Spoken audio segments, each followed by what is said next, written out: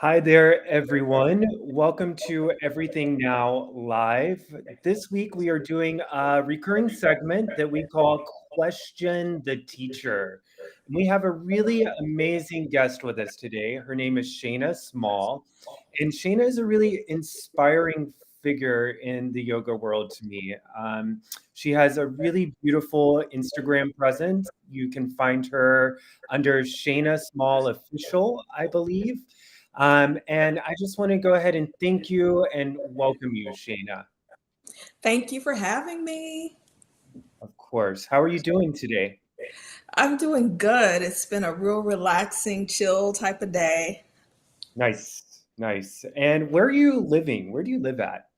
I'm in Charlotte, North Carolina, which is like around 90 something degrees, but it looks like it's going to storm. So maybe we'll get some relief. Yeah, I was born and raised in North Carolina. Are you also from there originally? I'm from Alabama, Alabama. All right. country girl. Yeah, well, either way, the heart of the South. Maybe Yeah, Alabama a little bit more than North Carolina. yes. Yes. All right, so welcome to the show. This format's a lot of fun. We have some guests with us today who I know are big fans of yours, who also share the same admiration I do for the work that you put out there. So we're going to start with just going ahead and bringing in the first caller. Our first caller today is Faye, and she is based in Miami, Florida. Hi there, Faye. How are you doing? Good. How are you guys? Doing Awesome. well. Yeah. So,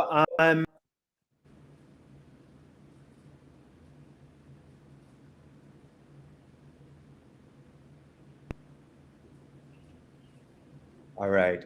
Little connectivity issue. Are you Here we go. Let's try that again. Do you have a question prepared for us, Faye?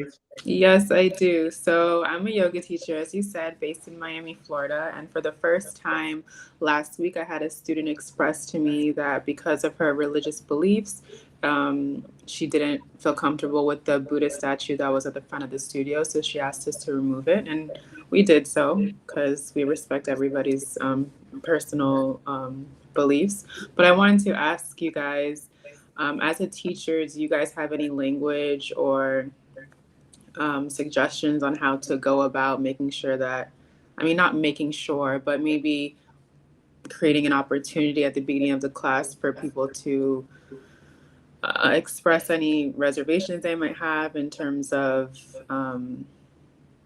anything in the room where that will be used during the practice? It's a great question. Thank you. Shayna, do you have thoughts on that?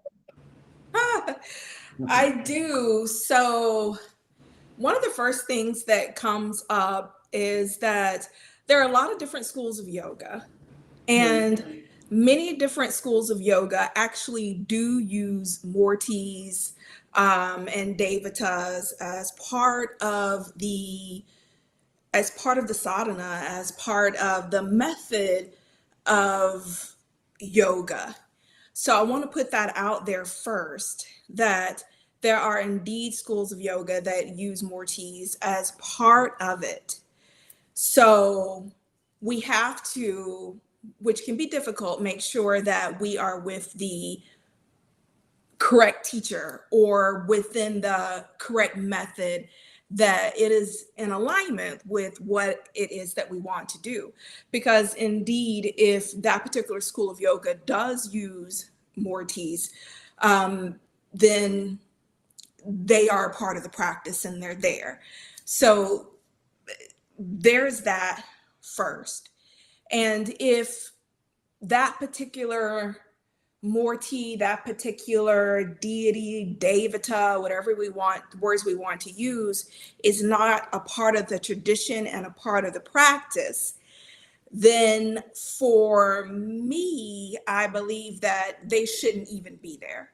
So if you're a yoga studio owner listening to this, I really think that if the devata is not really a part of the practice or the tradition, I would ask myself, why do I even have this here to be an issue? Then number three, as far as, creating the space for people to have those conversations, it's difficult in this, modern day yoga world because, back in the day, you would find the teacher that resonated with you. You would ask to be their student. You would talk to them. You would make sure that you were both on the same page before you would embark on the study with that teacher. So you would know if, say, the teacher was a devotee of Krishna, and there was going to be mortis and mantras and all of this stuff associated with the practice. You would know that. But in this day and time, we have the advent of public yoga classes and public yoga studios where people just kind of show up, and they don't always know what it is that they're showing up for. So in that case, again, if I was a studio owner, I would ask myself, what is my point in having these particular things in the studio if I know that I'm going to be teaching to a wide audience and I'm trying to create a space that is that where everyone from all faiths and spiritualities would feel comfortable? Why do I even have this stuff here in the first place? But yeah, creating a moment to have that conversation is incredibly difficult within a yoga studio. So it just brings us to the point where we just have to be in the moment with the student and be open to having these types of conversations when they do come up, if we're going to have these things around. But I personally would be on the side of being proactive, which means that I would not have those things within the studio if they were not a part of the tradition. If there really is no use for them, I wouldn't have them there. And then that way we don't have to have all these discussions about it. Yeah, That's my opinion. that makes a lot of sense. Faye, I'm curious, what was the image, iconography that they were referring to that they wanted removed? We have a Buddhist statue, a small Buddhist statue in the front of the room, and she said, "Can we either remove it from the room or cover it?" So I had never experienced that with a student before. Actually, I've been on the flip side where I'm Christian, and I was during Shavasana, the teacher was hitting chime. I don't know if I'm saying it right. Sorry if I'm butchering it, but she was tapping chimes over the students. She didn't explain what it was. She didn't explain why she's doing it. I just was closing my eyes and I heard the chime. So I opened my eyes and it was like a horror movie. She was over me and I was like, no, please don't. And it was awkward. So when my student came to me about the Buddhist statue, I felt like, wow, this is a perfect opportunity because I know how this feels. I know how it is to be like, I don't know what this is for. I'd like a little explanation. So she asked us to remove it, and I did, and she was like, "I'm sorry," you could tell it's very touchy because she's strong about her faith, but she's trying not to be a problem. But I kept reassuring her, like it's okay. But then I thought in the back of my head, well, what if other people feel this way and they don't say anything and they're just sitting here biting their tongue for their religious beliefs when they. So that's why I had the question to ask. Something very interesting came up today, actually. At the studio that I am director of, we are hosting a yoga teacher training at the moment. And Yeah. we're doing a course on the Bhagavad Gita. Mm-hmm. And today I got two very different complaints from Mm-hmm. two students. One of these students was from the USA and a Christian, and had trouble with the fact that she felt this teacher was sort of making her study gods, which she did not necessarily want to learn about. Okay. Mm-hmm. On the other side of it, I had an Indian student who came to me and felt that the same teacher was not treating the deities, Krishna in particular, who's a central figure in this story. She felt he wasn't treating Krishna with the proper respect.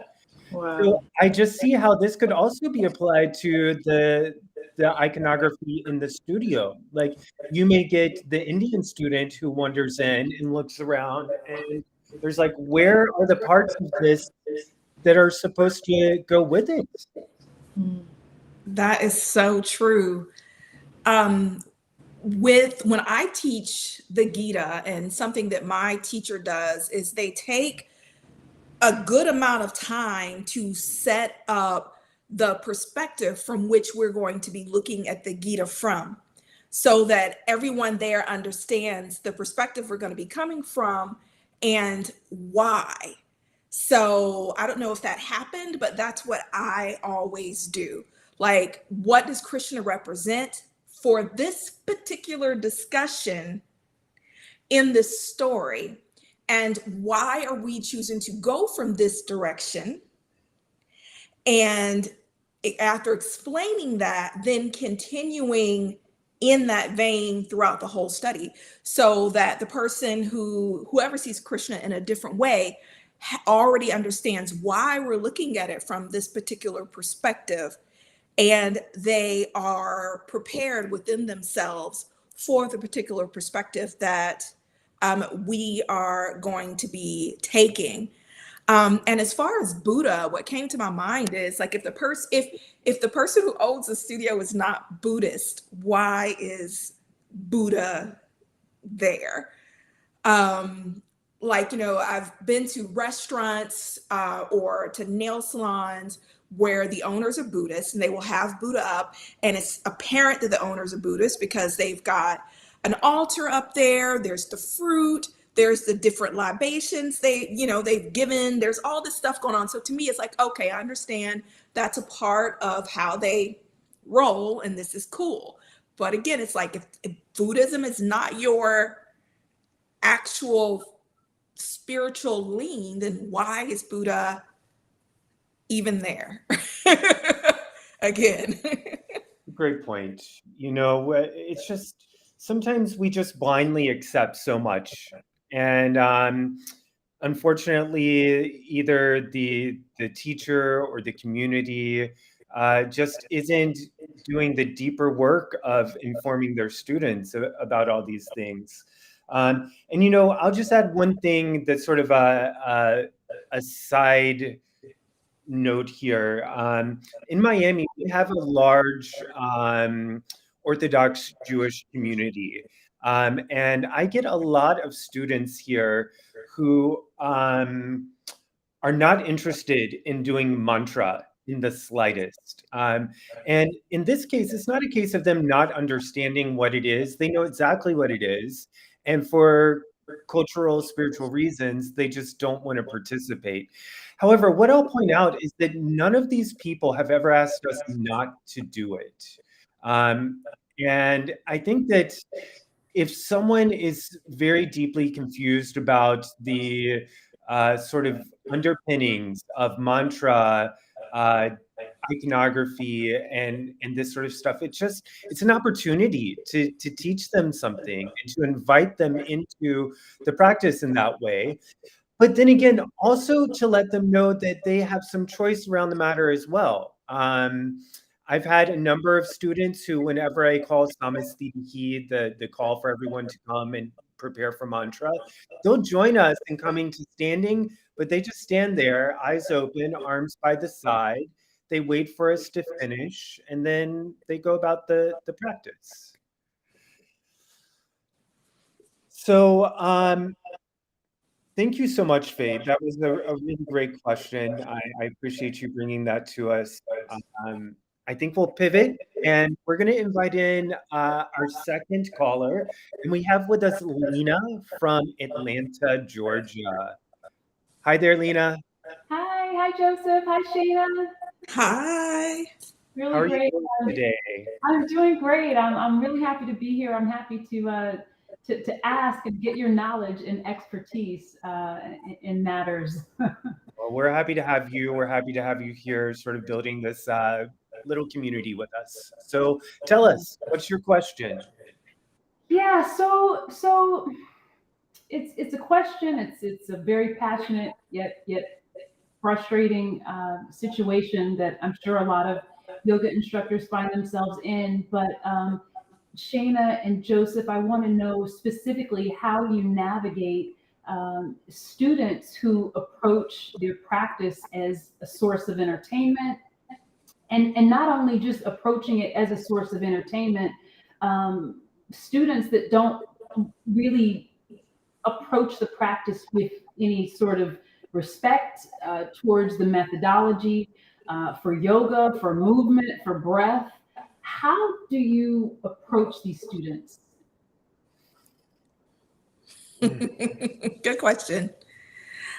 I'm a big proponent of leading by example.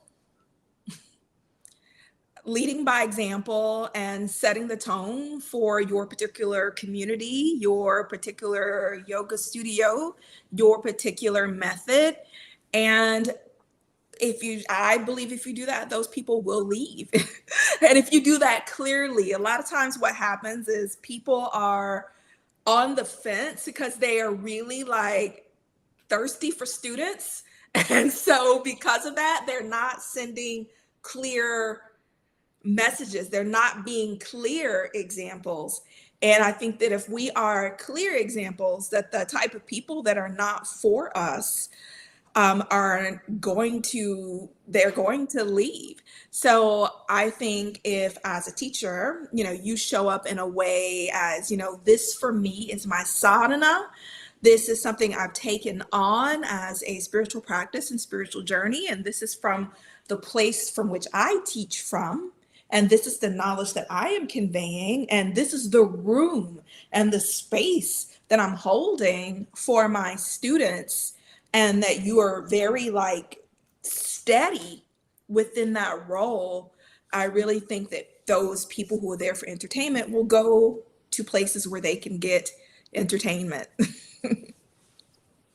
Yeah, that's a great answer. And this question reminds me of a situation I had recently where one of the instructors at our studio reached out, and she was facing this dilemma where she had a student coming regularly who was just making up their own flows. And for this teacher, she felt that it was disrespectful and that it was a sign that the student wasn't really interested in what she had to offer, that she wasn't taking her teachings in that space seriously. And this was a vinyasa class, which is a little foreign to me because I am an Ashtangi, and I just like when people come to my room, they do the sequence, and that's pretty much it.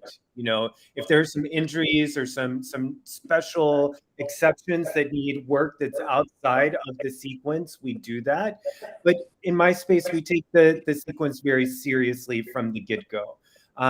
But she was faced with this situation where my understanding, as she communicated it, was that sometimes in vinyasa spaces, this is acceptable for people to get creative and to sort of do their own thing.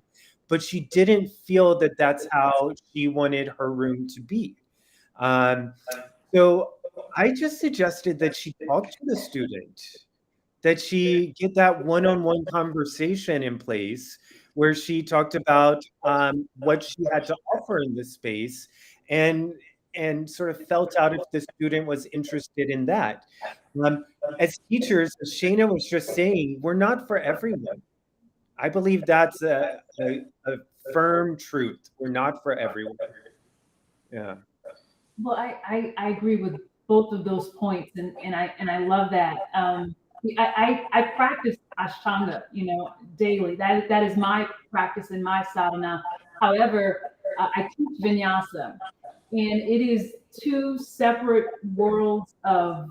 They're just two separate worlds, and I find it frustrating because I think people like to see, you're attracted to the physicality of the practice. But I try to really reiterate that this is not why we're practicing. And Shana, to your point, as it like attracting those students, I've had to let go of teaching at a space. I literally took my name off the schedule because it didn't align with my values or my ethics or how I approach yoga or movement for that matter. I always liken things to learning things. Like I want students, like, do you want to learn? So I want to thank you guys both for that answer. That means a lot to me, and really allowing me to just stay authentic and just stay who I am. Yeah. Lena, I've done that too. I have stopped teaching in places for that reason, because as an individual yoga teacher, you don't really have a whole lot of power within a space that has a particular type of audience that comes there. And so I've definitely been where you are, where I was eventually like, you know what, this is not in alignment. And it's a brave move. And, It's hard. amazing. It's It is. hard. I mean, just and I laugh at it too, because when you're teaching and someone's asking for core work, and I'm like, core, like what? Like I have to tell people all the time, I'm not a fitness instructor, right? So the culture is always leaning towards this, fitness is great. I love a fitness moment, but I'm not a fitness instructor. And I think that, really biting those lines and making it clear as to what we offer or what I offer and what I don't, is really important. And Shayna, particularly, I respect and value your spin as to standing in your own and making it very clear. And I do believe you're paving the way and allowing me to continue to trust that the people that I can serve will find me. So thank you for that. Thank you. Yes. There's somebody out there for everybody. This old saying, I think they were talking about love and relationships, but the Yeah. truth is there's somebody out there for everybody. Every teacher has their audience, every student has their teacher. There's somebody out there for everybody. And you just keep like trudging your path, and you're going to find the crew they're just going to multiply and make their way to you. I'm sure of it. Thank you Yeah. so much, Lena. Thank you, Joseph. Thank you, Shannon. All right. So let's go ahead and bring in our next question. Next, we have Kira. Kira is joining us from this interesting combination, Kansas City, Missouri. Because there's two. There's Kansas City, Kansas, and Kansas City, Missouri. And I'm on the Missouri side. All right. Well, welcome. How are you doing today? I'm all right. Thank you for having me. I really appreciate you guys taking time. Of course. Yeah, we're happy to have you here. Tell us what your question is. Just because I've looked to your platform for quite a while, Shayna, and thank you for being a pillar of that platform of accessible practice. How do you think, as Ashtanga teachers, we can better promote an accessible form of this practice? Oh, this question. Woo, especially especially in the light of Ashtanga. Woo, this is a rough one. Thank you for the question. So to me, accessibility is honestly about meeting people where they are and listening to them when they tell you where they are, and stepping outside of our ideas of where someone should be and really arriving at the moment with that person. And a lot of teachers do not have this ability, to be honest. And so what I tell people is to be honest. Don't pretend that you are an accessible teacher when you really are not, and you don't really know how to be accessible or how to provide that to students. I think that if someone is really interested in making Ashtanga or any practice accessible, that they should get some training. They should work with people who know how to do that. They should be creative and get more information about that, and they should really seek to do that. However, if someone is not doing that, I think they should be honest. And that's where the problem is, honestly, in the yoga world, not just with Ashtanga, is people's inability to be honest about how they teach and where their teaching is coming from and what their expectations are as a teacher. I don't think that everyone should teach the same. And as Joseph has said, I don't think everybody is for everybody.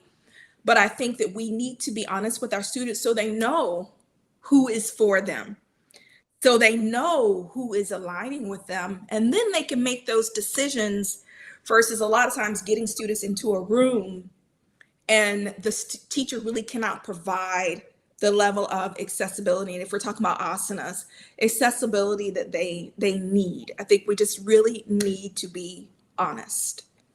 So, I mean, I hear you saying that you see like that there are many different kinds of teachers, and that's okay. But I'm also curious if we can dig deeper into how okay that is. Should every teacher be able to teach accessibly? And if so, to what degree? I don't know. What do you think? I think every teacher should be honest about their ability to teach accessibly. Hmm. And if every teacher is honest about it, then the student knows who they are working with and if this particular teacher is for them. Yeah. If a teacher does not have the skill set or even the interest to teach accessibly, then I think they need to be honest. And this is where teachers really need to be standing in their 8 limbs of yoga and their yamas and niyamas in their truth and saying, listen, I hear you, but I don't have the ability to give you what it is that you need. And to be honest completely about that. I will use an example. I used to teach vinyasa at a hot power yoga studio. And I was the one who taught their 101, which is where new people would come into that class. And they would come into the class and I'd be like, listen, this is the only slow, decently heated class in this entire studio. So if I teach this class slow, and if I turn the heat too far down, I'm doing you a disservice because there's no other class in this studio that is going to teach that way. So my class, I'm here to teach you the foundational poses for this particular studio's method. And you can decide whether or not you want to go, you want to be a part of this studio. And because in that studio, there just was no one else who was going to hold people's hands. And I was honest. I did not act like they had not arrived at that particular place. So that's all I'm saying, is that teachers have to be and need to be honest. And that's what's going on in the yoga world. People are not honest. Be honest about what you can present as a teacher. And that way people can make the decisions around where they should go and what they need to do. And in a way, it almost sounds like Lena's question and Kira's question have some intersections, right? Like this question of finding the right tribe, if you will, seems to be a little bit at the heart of both of their ask to us.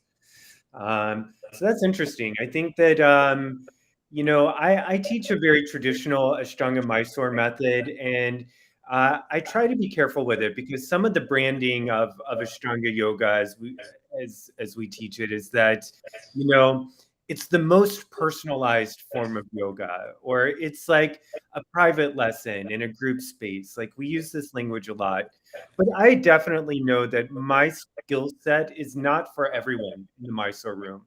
And I've definitely seen students who come into my space and they practice with me a little bit, and then they fall out of it just because what I have to offer isn't resonating with them. Do we think that I still am glad they showed up? I'm glad that they came and tried. And I do hope that they found the right thing for them and in their next step on the journey, you know? You brought up a great point around the languaging of it. And this is a big part of my platform. You know, I spent 2 decades practicing Ashtanga yoga, pretty much, I mean, almost, yeah, I did a little vinyasa, but primarily Ashtanga yoga. And yeah, the way that we describe the practice can send the wrong message. And that is one of them. You're right. If a person really is not going to tailor it completely to a student, then they should not be using that language. And again, it goes back to that truthfulness, and that truthfulness in the way that we talk about the class, the way that we promote the class. It all has to be there so that the student can make an honest decision about where they need to be. So yeah, that's a beautiful point of looking at how the practice is talked about and just really being honest about how we choose to teach it, how a particular person chooses to teach it. Yeah. Do you think it's the do you think it's getting better?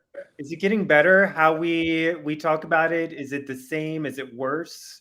What do you think? I don't think it's getting better. I think there's always people, particular individual people that are getting better. But as a whole, no, I really don't. Yeah. I really don't. And it happens because I think a lot of Ashtanga people live in a bubble. Mm, They live in a bubble with a bunch of other Ashtanga people. And I think they don't really, because I did it for years. So that's why I know. They don't really understand that there is a whole group of people outside of that whose lived experience is completely different. yeah. And because of this myopic thinking, the myopic vision, they don't really get it. Yeah. And so, no, I still think that the Ashtanga community has an extremely long way to go with Yeah. honesty, honestly, truthfulness. I can see that. And you know, like I see two things. I do what I've observed is in a lot of places a willingness to modify more, to allow props into the room more. When I started practicing Ashtanga Mysore style, I never saw a prop in the room. Like it was just frowned upon, you know. And generally, where everywhere I go these days, I do see props in the room. However, what I don't see is a huge variety of bodies, you know. So that's very telling in and of itself. Even though we've started bringing some accoutrement into the room, like we're still not exactly bringing everybody into the room. And I think the accoutrement is there, but the teachers are still trying to get everybody to look the same eventually. Yeah, And that's not true accessibility. True accessibility is viewing the student from where they are and based on their goals and what is going to be healthy in the long term for their particular body, which may mean that they never do the traditional version of whatever poses that are there. It might mean that that block is forever there, yeah, right? And that's the like leap that I don't see Ashtanga teachers making.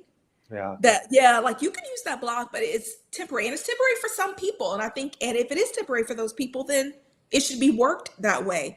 But there are yeah, some people, the way their bodies are made, their lifestyle, the particular things that are going on in their body, their lack of hypermobility is going to make it to where, in order to practice safely, they need those accoutrements when you're doing a practice like Ashtanga. yeah, Because Ashtanga, the poses are extreme. They just are. And so when dealing with those, some people, in order to keep them safe, always need some type of accoutrement. yeah, Um, and that's where the missing link is. I find that most Ashtanga teachers are giving you that block, but they don't want you to really use it forever. They want you to push yourself, but that pushing may be which I have direct experience of. I have spinal degeneration now. Doing things, pushing through things that I never should have been doing, Yeah. period. Yeah. Never.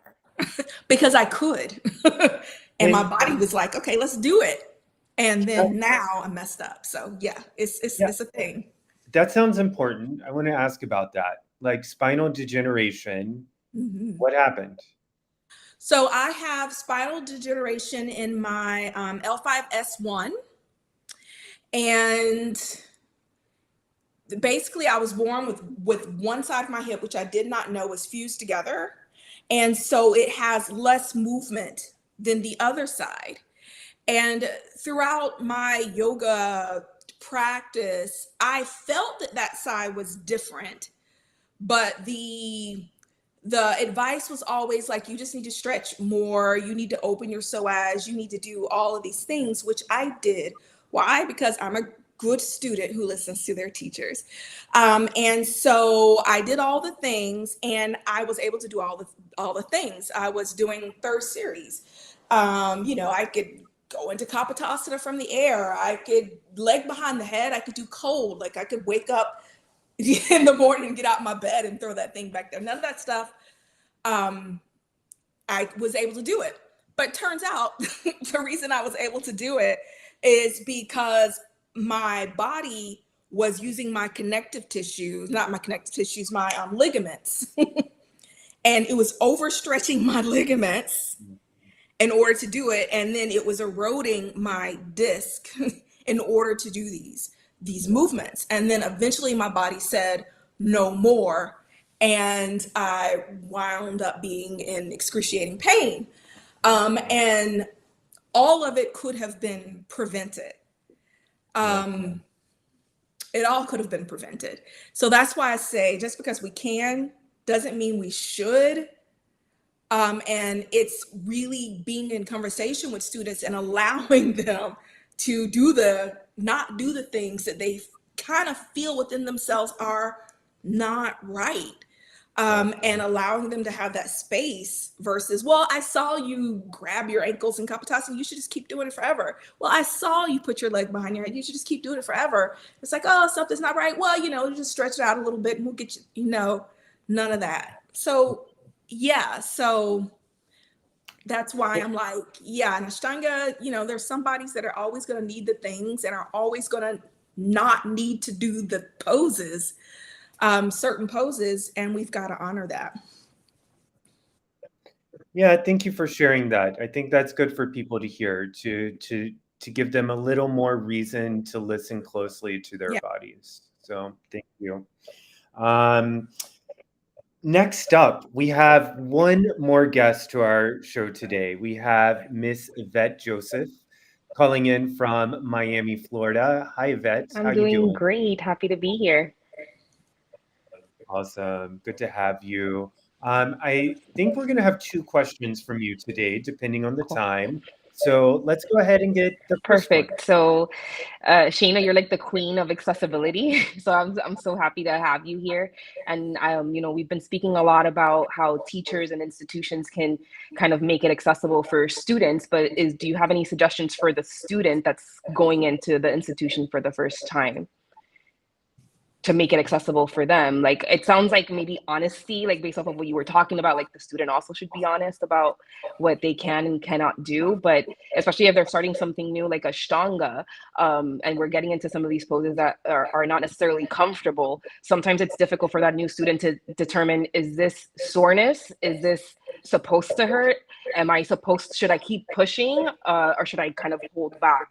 So what can the student do? That's a great question. So the student is coming to the teacher because they are supposed to be the one that's knowledgeable. To expect students to know how to use variations, it makes no sense. They're not going to know how to use variations. So as the teacher's job is to create an open line of communication between both them and the student so that the student feels comfortable being able to say, hey, this feels weird, this feels wonky, so that they can get the options that they need for their particular body. So I think it's the open lines of communication that have to be there. I just taught a private this week, and she's not a new student, but it's been since COVID, honestly. So it's been a couple of years since I worked with her, and she had some new things going on with her spine. And the whole entire time I was working with her, I would introduce a pose, and I'd be like, "Okay, is this one okay?" And then we do another one. Okay, is this one okay? And I kept doing that because she had already told me there were some things going on. And then that way, before we get too deep into anything, I can go ahead and address what it is she's feeling in each pose. And then we can make some changes and some decisions at that point.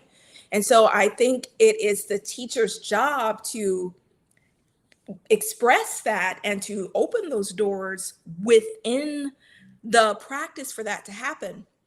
That's why I think my source style can be beautiful if that happens.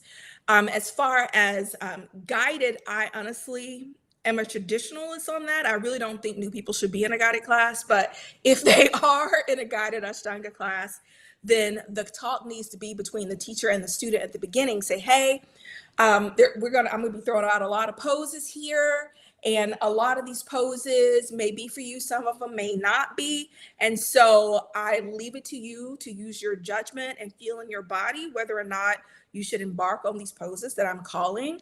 And at the end of class, let's talk about it, or please come to my SOAR so we can talk about it.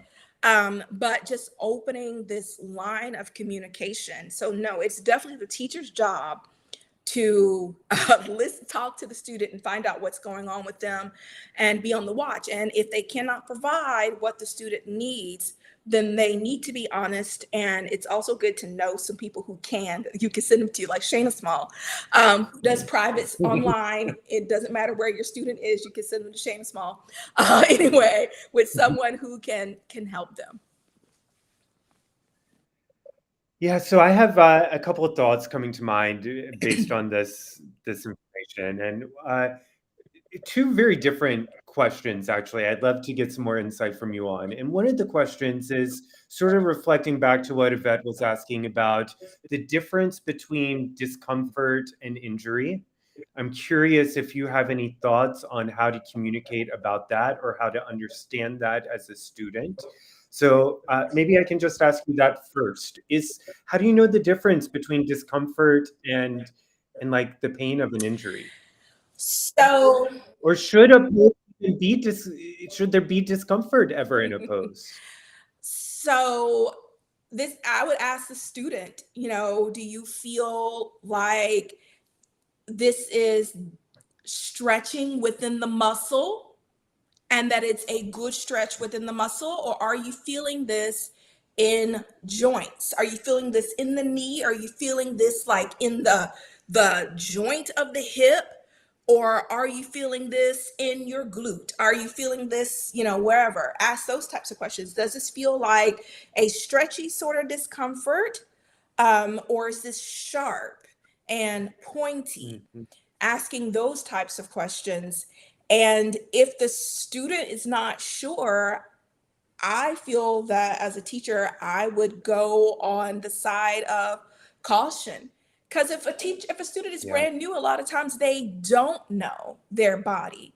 And so to me, it's better to just be on the side of caution until they get to know their body. And then they could say, well, you know what? I think I would like to try that pose that you talked about because I really think that it was just a new feeling in my hamstring and it was nothing going on because I feel good.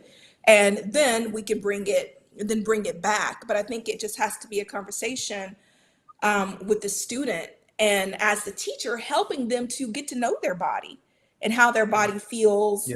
and what actually is discomfort and what actually is pain that is injurious. It's just part of, again, the teacher student relationship and helping them to understand what that is, because at the end of the day, as teachers, if that person gets messed up, we're not going to pay their doctor's bills. No one from the Ashtanga Mhm. community was over here helping me get up off the ground when I got to the point where my sacrum was giving out in the middle of walking. Nobody was paying my bills. Um, None of that. Very few people were even interested. So at the end of the day, that's how I see it with the student. If they get hurt, so I'd rather just be on the side of caution with them.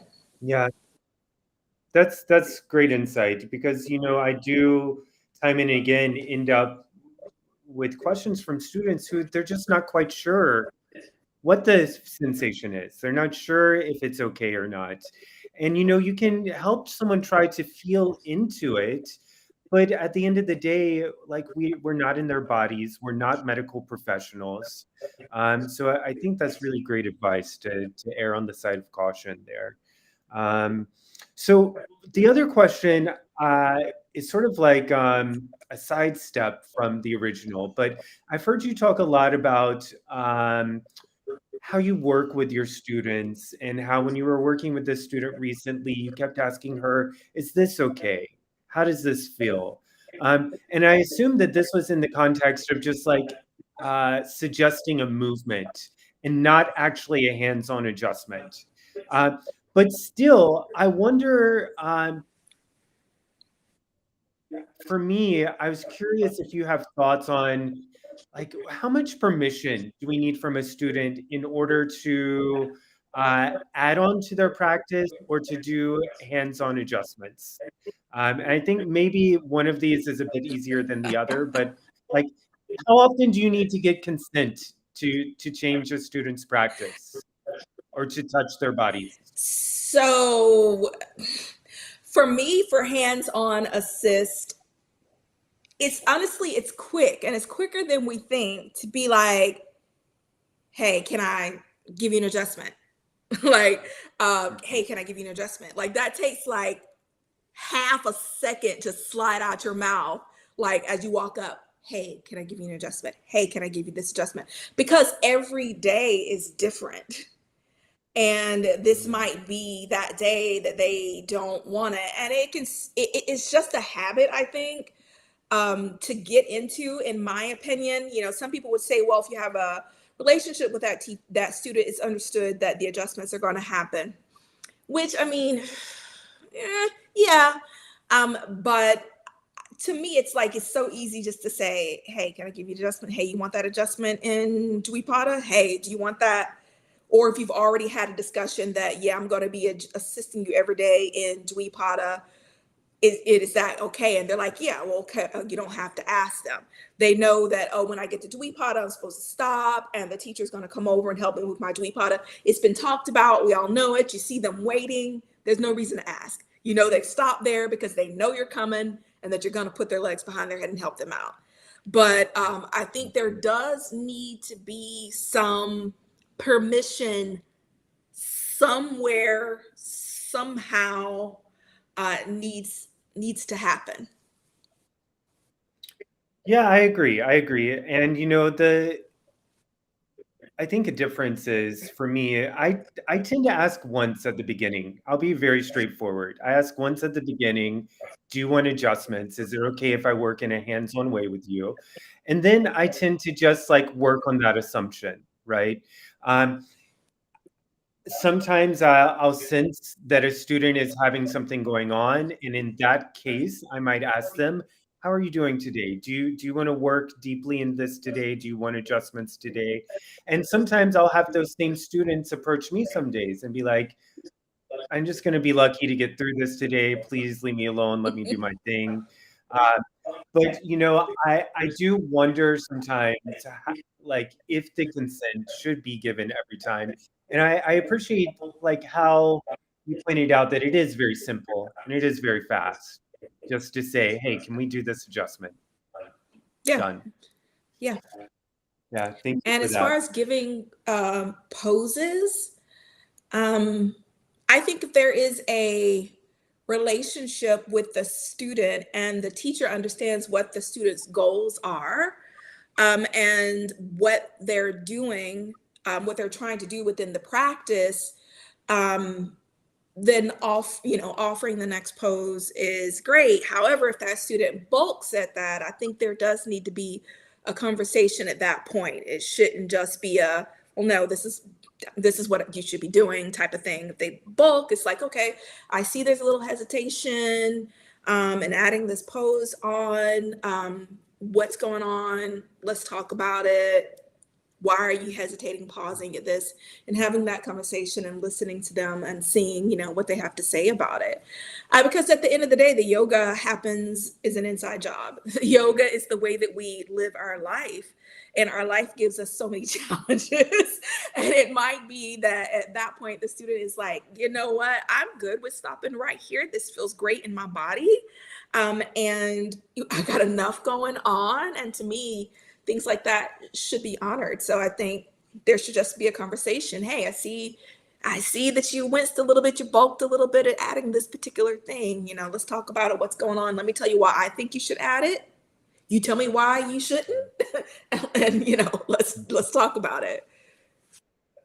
Yeah, and this sort of reminds me as well of the question of how often should someone practice. There's sort of like this standard Ashtanga line that people should practice 6 days a week. But the truth is not everyone wants that or can maintain that. And it's another place where like we don't necessarily need to impose this particular thing on someone who has a very demanding lifestyle already. We never know what they've got to do after practice, so I appreciate what I you're think saying with there. that is that what I would like to see is people feeling comfortable to shorten their practice or adjust their practice so that they can still practice. People Hmm. understanding that the 15 minutes of practice is still good, is still great. If sitting down today, if you don't feel like doing your whole practice and doing some pranayama is still great. Like that, all of these things are still practice, and you can practice 6 days a week. It just might mean that one day is pranayama, one day is meditation, whatever. But a 6 day a week practice can be there still for everyone if they want it. Great point. All right, so let's pivot back to Yvette, and we'll wrap up today with her final Yeah, and I think question. that was like the perfect way to kind of lead into my question because it's definitely a lifestyle one. I would say that I'm a self-proclaimed fake vegan because I don't necessarily stick to a strict vegan diet. There's still some regular foods that I still consume and enjoy. And my question truly is now, am I also considered a fake Ashtangi if I don't necessarily practice all aspects of that lineage? If I'm not chanting, if I'm not doing the pranayamas or meditation, and maybe just solely doing the asanas or maybe just doing the yamas out in the real world, am I still considered an Ashtangi? This is a good question. A lot of things come up. Um, I want to start with saying that, as far as I know, it is not necessary to be a vegan to be an Ashtangi. That's not even to be a yogi. It's not written anywhere. There are some things about the eating of meat, but dairy is definitely a big part of like the lore of hatha yoga. And If you're not eating ghee in India, even your yoga teachers are gonna wonder what the heck is wrong with you. exactly. So like it's not said that one needs to be vegan. But with that being said, I remember Kino did a talk one time, and I really loved how she talked about it, where she was like, eventually, as you continue to practice, you're going to start to change and shift. And it's not something that's forced, that eventually you're like, hey, I feel like I want to cut this out. I feel like this isn't working for me. I don't want to do this anymore. And that gradually we start to change over time. because we want to feel good when we Right. practice. We want to feel good in our life and we start to change and practice. But it's definitely not necessary to be vegan. And unless it's something that you're going towards, and there's definitely beautiful reasons for being vegan. But it's not necessary. And I don't think it's necessary to practice Ashtanga or any yoga. And then you talked about this idea of being a fake Ashtangi and all of that. My question always around that is, what is Ashtanga? Like, what are we saying is Ashtanga? And then that will dictate whether we're doing it fakely. Like, Yeah. what are we saying it is? And when we say Ashtanga, are we talking about the Joyce family method? Or are we talking about Ashtanga yoga, Patanjali style? Or are we talking about other iterations of Ashtanga yoga Yeah. that are out there? So it would be, what is Ashtanga yoga? What is your teacher is saying is Ashtanga yoga? And what is the method and what is required and what's going on? And then fake, I wouldn't even use that word. It's about, I'm starting on a path and I'm slowly learning about it and I'm slowly incorporating things as is right for me. I always think about the line from the Bhagavad Gita when Krishna tells Arjuna, he's like, listen, if someone's sitting in meditation and they're thinking about war, they're a hypocrite. And so it is not put on us to act like we're something that we're not. Right. Right? Krishna's like, yo, you thinking about war, go to war. Like, don't be sitting there, you thinking about, that steak and you're sitting there fighting and warring within yourself. I'm a fake, I'm like, oh God. Like, it's like, look at it. That doesn't mean you go get the steak, but it's like, at least look at it Yeah. and deal with it coming up. But yoga does not require that we're fake, period. It doesn't want us to be. It wants us to, by our direct experience, start to change is not even the word, start to open up and look inside. That's Right. all it asks for. So you would say that just having that awareness, like, well, I can do this and not this, that within itself is yoga.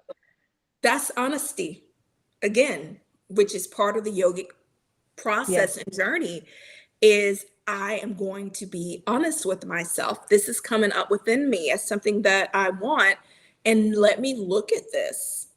Let me sit with it. Let me contemplate on it. That's part of the yogic journey, questioning our thoughts. Yeah, and I just I'm thinking about this idea that is very important to me, and that's that yoga has never been just one thing. Throughout the history and the evolution of yoga, it's been so many different things to so many different people. And this idea of veganism that is popular among a lot of yogis is a very new addition. Uh, very, very new. Now, I will also admit to being a fake vegan, also a fake vegan. But what I'll add to that is that I was also a fake vegetarian for about 20 years. I was a fake vegetarian. The first time I said I was a vegetarian, I was in high school. The last time I ate a piece of meat, I was 35. So for a long period of 20 years, I had this idea that I wanted to stop eating meat, but it's an addiction. This is also what the Bhagavad Gita says. The Gita says that we will trick ourselves into believing that we want things we don't really want at all. And that's what I think that I was doing. I had this core impulse that I did not like the meat. It tasted good. It was a moment of enjoyment, but then there was always this feeling afterwards of regret or disappointment or disconnection. But it still wasn't easy for me to really live my ideal. It took a very long time. So I would say once I graduated to vegetarianism about 7 or 8 years ago now. Since then, I've been a fake vegan, and really, really want to stop all the dairy, but like I have a serious pizza That's my addiction. yes. It's like the we talk about in recovery philosophy the phenomenon of craving. And man, I get it for a pizza. But still, maybe we're not fake vegans. Maybe we're just like manifesting or calling upon Yeah. veganism. And it takes a while. Maybe it just takes a while. Yes. I'm hopeful then. All right. So thank you so much, Thank Yvette. you. Thank you so much to everyone else who's here today. Lena, Kira, Faye, uh, and especially to you, Shayna. It's really such a pleasure to have you with us on this show. And we do a couple of different formats here. One is this question the teacher format. The other is this sit down interview and news roundup where we try to apply our yogic sensibilities to current topics. Will you come back and do that I one with absolutely will. us? Awesome. Great. So look out for that soon. Again, thank you so much.